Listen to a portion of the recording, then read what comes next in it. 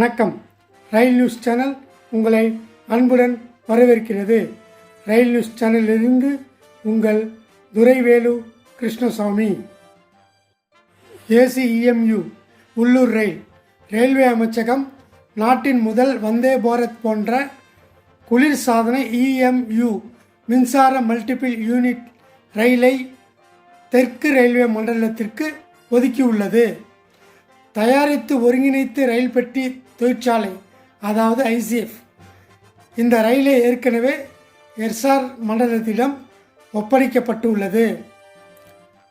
இது 20 வியாழக்கிழமை அன்று ICFிலிருந்து அனுப்பப்பட்டது.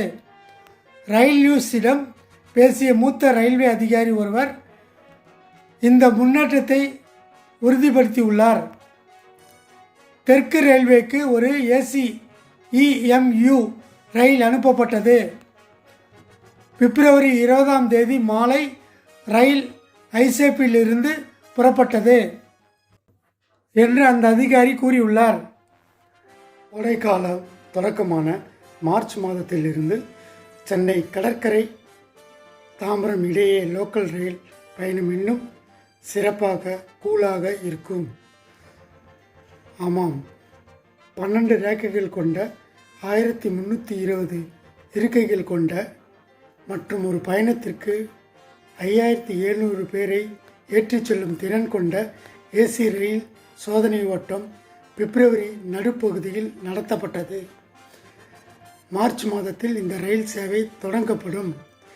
இது சென்னை ICFில் தயாரிக்கப்பட்டது.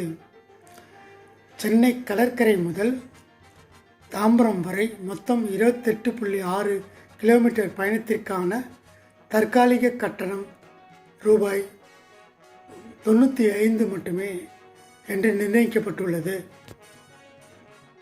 இதுபோன்ற ரயில்வே நியூஸ்களை பற்றி தெரிந்து கொள்ள நமது ரயில் நியூஸ் சேனலை சப்ஸ்கிரைப் செய்வோம். இந்த வீடியோ பிடிச்சிருந்ததுன்னா லைக் பண்ணுங்கள், ஷேர் பண்ணுங்கள், சப்ஸ்கிரைப் பண்ணுங்கள். மீண்டும் அடுத்த பதிவில் சந்திக்கும் வரை உங்கள் துரைவேலு கிருஷ்ணசாமி. நன்றி, வணக்கம்.